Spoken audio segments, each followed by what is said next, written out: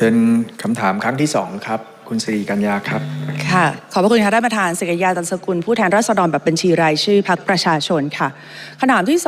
มาในช่วงที่2นะคะท่านประธานก็คืออย่างที่ท่านพูดเลยว่าการที่จะกระตุ้นเศรษฐกิจได้จริงๆเป็นเรื่องของความเชื่อมั่นล้วนๆค่ะและการที่เรา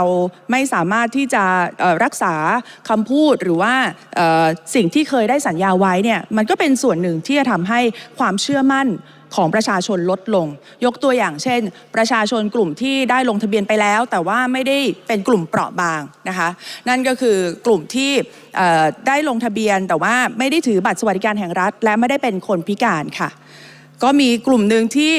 ต้องถูกหลอกให้ไปลงทะเบียนเกอร์ค่ะท่านประธานวันที่5 กันยายนนี่เองยังย้ำกำหนดการท่านเองเนี่ยนะคะท่านจุลพันธ์นะคะยังย้ำกำหนดการเดิมต่อหน้าผู้สื่อข่าวว่าผู้ที่ไม่มีสมาร์ทโฟนให้ไปลงทะเบียนวันที่16 กันยาถึง16 ตุลาคม1 อาทิตย์ต่อมาค่ะวันที่13 กันยายนประกาศเลื่อนการลงทะเบียนของผู้ไม่มีสมาร์ทโฟนออกไปอย่างไม่มีกำหนด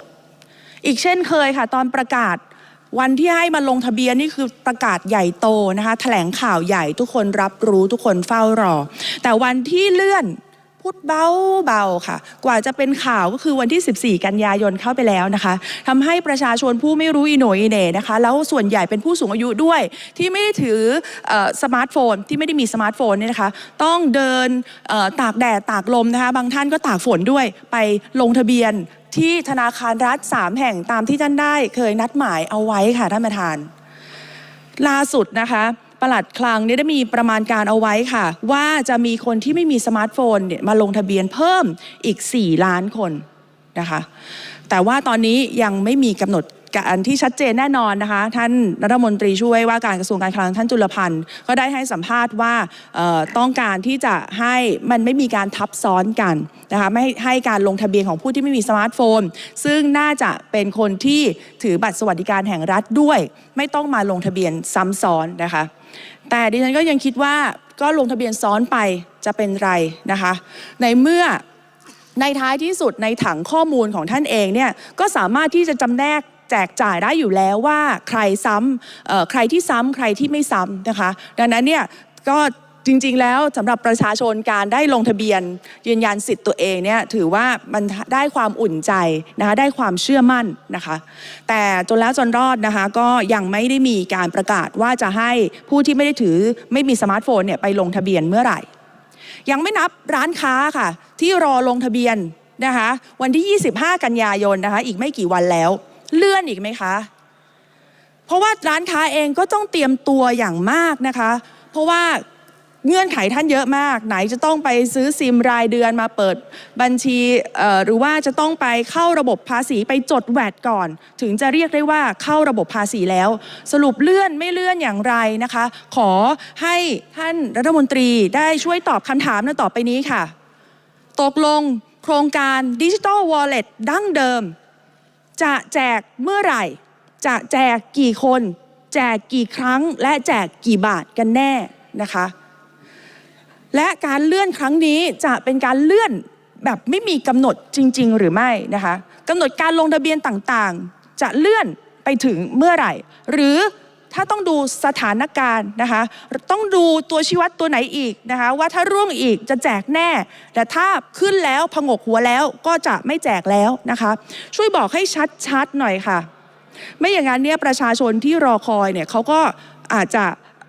เกิดความหวังลมๆแรงๆว่าจะได้เงินอีก 10,000 บาทนะคะแล้วก็ต้องกักเงินในส่วนนี้เอาไว้ในการที่จะซื้อของจับจ่ายใช้สอยแบบนี้มันก็ทำให้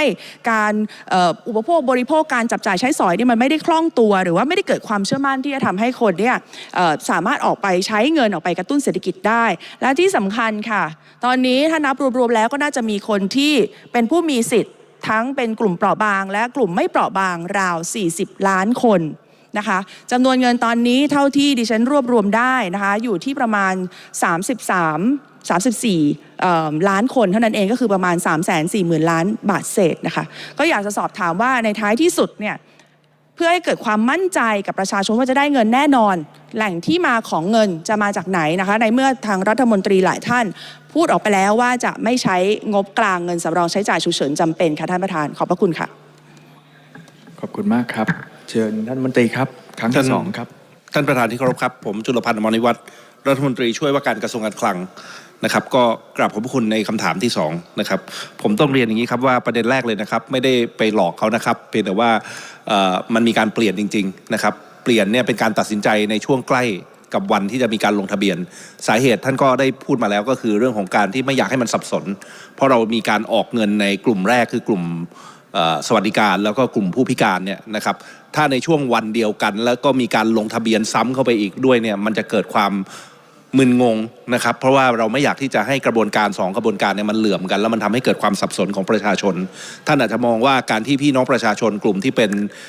กลุ่มที่ไม่มีสมาร์ทโฟนเนี่ยมาลงทะเบียนซ้ำเนี่ยมันก็อุ่นใจอันนี้ผมเข้าใจครับแล้วผมรู้ด้วยว่ามันจะเกิดจริงเพราะว่าประชาชนเนี่ยผมเป็นชาวบ้านถ้าเกิดว่าผมเป็นชาวบ้านเป็นกลุ่มที่ไม่มีมือถือผมก็มาลงทะเบียนแล้วผมก็จะรับเงินหมื่นจากกลุ่มเปราะบางด้วยเช่นเดียวกันถ้าผมได้สิทธิ์นะครับเป็นอย่างนั้นจริงๆเพราะว่ากลัวที่จะตกขบวนกลัวที่จะผิดพลาดอะไรก็ตามแต่เนี่ยแต่มันเป็นสิ่งซึ่งรัฐบาลไม่มองว่าเป็นประโยชน์เพราะว่าเป็นภาระกับประชาชนที่ต้องเดินมาธนาคารมาพยายามที่จะลงทะเบียนโดยที่ไม่มีความจำเป็นเพราะเขาได้สิทธิ์จากกระบวนการของสวัสดิการหรือกระบวนการของผู้พิการอยู่แล้วนะครับสาเหตุที่คิดอย่างนี้เพราะอะไรเพราะกลุ่มนี้เราก็รู้อยู่ว่าเขาไม่มีมือถือเนี่ยเขาเป็นกลุ่ม non smartphone เนี่ยนะครับเขาก็ไม่ได้เข้าสู่แอปทางรัฐที่จะเป็นแอปกลางที่จะเป็นเรื่องของการพัฒนาโครงสร้างพื้นฐานดิจิทัลเราอยู่ดีนะครับก็ไม่มีความจำเป็นจะต้องเดินมานะครับเพราะเราดูแลเขาผ่านทางกลไกที่มีอยู่ตามโครงการในเฟสแรกคือการออกเงินสดผ่านทางบัตรสวัสดิการทางช่องทางของรายชื่อตามสวัสดิการแล้วก็เรื่องของผู้พิการนะครับอันนี้ก็เป็นสาเหตุที่ท่านก็ทราบแล้วก็ขออนุญาตชี้แจงให้ชัดเจนอีกครั้งหนึ่งนะครับเรื่องที่2ครับท่านถามว่าเรื่องโครงการเฟส2จะเป็นอย่างไรนะครับก็ยืนยันนะครับท่านก็ทราบผมก็ทราบงบประมาณเนี่ยมีเตรียมไว้แล้วถึง 187,000 ล้านที่ยังมีอยู่ในปี 2568นะครับเพราะฉะนั้นเนี่ยมีเงินแล้วก็ต้องเดินหน้าในเรื่องของการใส่เงินเข้าไปในเรื่องของ Digital Wallet ให้ครบถ้วนขณะนี้มีผู้ลงทะเบียนแล้ว36ล้านคนครับยังไม่ได้คัดกรองนะครับเพราะว่ายังมีกระบวนการที่จะต้องเดินหน้าอีกอย่าง2อย่างนะครับ2ก็คือในกลุ่มของผู้ที่เป็นลงทะเบียนโดยเป็น non smartphone เนี่ยนะครับท่านปลัดก็ได้ให้เป็นตัวเลขนานแล้วครับกะว่าจะมีไม่เกิน4ล้านรายเพราะอันนี้เป็นข้อมูลจากทางกระทรวงดีที่บอกว่ากลุ่มคนที่ไม่มีมือถือแบบสมาร์ทโฟนเนี่ยประมาณเท่าไหร่เราก็กะประมาณได้ว่าประมาณ4ล้านที่จะเข้ามาลงทะเบียนแต่อย่างไรก็ตาม4ล้านนี้หากพิจารณาโดยหลักพื้นฐานนะครับด้วยความคิดด้วยลอจิกเนี่ยจะทราบว่ากลุ่ม4ล้านรายที่บอกว่าเป็น non smartphone เนี่ยนะครับโดยมากก็คือคนที่อยู่ในกลุ่มเปราะบางเมื่อเราดำเนินการแจก 10,000 บาทผ่านกลุ่มเปราะบางไปเรียบร้อยแล้วเนี่ยแนวโน้มคือ4ล้านคนเนี่ยจะเหลือไม่มากแล้วครับผมคาดว่าจะเหลือต่ำกว่านั้นหลายเป็นอย่างมีนัยยะนะครับใช้คำนี้ดีกว่ามันจะได้เปิดกว้างไว้หน่อยนะครับคือต่ำกว่าเยอะนะครับไม่มา4ล้านมันก็จะลดภาระของประชาชนในกลุ่มที่ต้องเดินมาที่ธนาคารของรัฐในการที่จะมาลงทะเบียนไปอีกส่วนหนึ่งนะครับตัวเลขสุดท้ายจะเท่าไหร่ก็ตามนะครับสิ่งที่เราต้องดำเนินการก็คือจะมี36ล้านรายนี้หลังจากตรวจสอบสิทธิ์แล้วจะเหลือเท่าไหร่อาจจะเหลือ35 34มีกลุ่มที่เป็น non smartphone มาลงทะเบียนเพิ่มเติมอีก1ล้าน2ล้านผมไม่รู้นะครับสุดท้ายเนี่ยเราปิดยอดนะครับเราหักจากรายชื่อที่ได้รับเงินจากในกลุ่มแรกคือกลุ่มที่เป็นสวัสดิการและกลุ่มที่เป็นผู้พิการออกนะครับเราจะได้ตัวเลขสุดท้ายนะครับเราก็จะบริหารจัดการด้วยงบประมาณที่เรามีในขณะนี้ 187,000 ล้านนะครับหากขาดเหลือไม่มากเราก็มีแนวทางครับในการที่จะเติมเข้าไปเพื่อให้ครบในครั้งเดียวหากเป็นประโยชน์กับการกระตุ้นเศรษฐกิจนะครับอันนี้คิดโจทย์สำคัญนะครับผลในการกระตุ้นเศรษฐกิจเป็นหลักนะครับ2คือถ้าเกิดว่ามีจำนวนมาก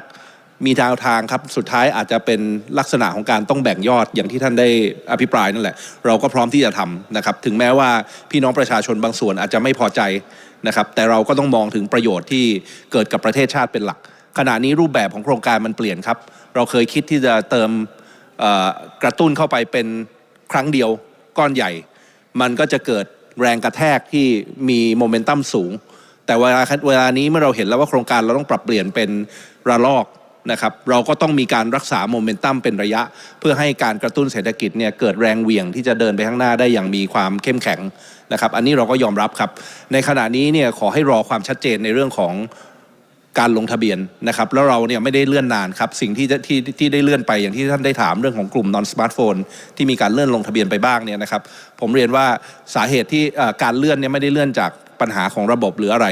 ทุกอย่างพร้อมหมดครับทั้งธนาคารรัฐทั้งระบบในการที่จะลงทะเบียนนะครับเราเลื่อนด้วยเหตุที่เกรงว่ามันจะเกิดความสับสนซ้ำซ้อนนะครับ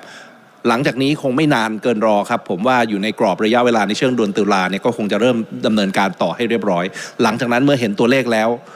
เราจะแสดงความชัดเจนให้ทราบครับว่าด้วยกลไกเม็ดเงินที่มีอยู่เราจะทำอะไรบ้างที่จะเป็นประโยชน์โดยผ่านคณะกรรมการซึ่งจะต้องตั้งใหม่โดยท่านนายกแพทองธารเป็นคณะกรรมการในเรื่องของการกระตุ้นเศรษฐกิจโดยเฉพาะซึ่งจะมาพิจารณาเม็ดเงินนี้ว่าจะมาดำเนินการในเรื่องของโครงการดิจิทัลวอลเล็ตเท่าไหร่มีสัดส่วนไหนที่มันมีความจำเป็นอีกที่เราจะต้องเอาไปใช้เพื่อให้เกิดการปรับเปลี่ยนโครงสร้างทางเศรษฐกิจที่ท่านก็ร้องหาผมก็เห็นด้วยนะครับว่าประเทศไทยเนี่ยยังมีความจำเป็นอีกหลายๆมิติแต่สุดท้ายนะครับขีดเส้นใต้นะครับท้ายที่สุดอย่างไรก็ตามด้วยโครงการของรัฐที่เราได้นำเสนอต่อที่ประชุมรัฐสภาในการแถลงนโยบายนะครับโครงการเราต้องบรรลุทุกวัตถุประสงค์1คือการกระตุ้นเศรษฐกิจนะครับ2คือการสร้างโครงสร้างพื้นฐานทางด้านดิจิทัลให้กับประเทศไทยนะครับการสร้างดิจิทัล government ก็คือรัฐบาลที่เป็นดิจิทัลเนี่ยให้กับประเทศไทยเราต้องเดินหน้าให้บรรลุวัตถุประสงค์ทั้ง2ข้อให้ได้และสุดท้ายนะครับเงินก็จะต้องถึงมือ 10,000 บาทให้ครบถ้วนนะครับให้กับพี่น้องประชาชนทั้งกลุ่มเปราะบางทั้งกลุ่มที่ลงทะเบียนในรูปแบบของจะเป็นสมาร์ทโฟนหรือนอนสมาร์ทโฟนก็ตามในที่สุดก็ต้องครบถ้วนครับขอบพระคุณครับ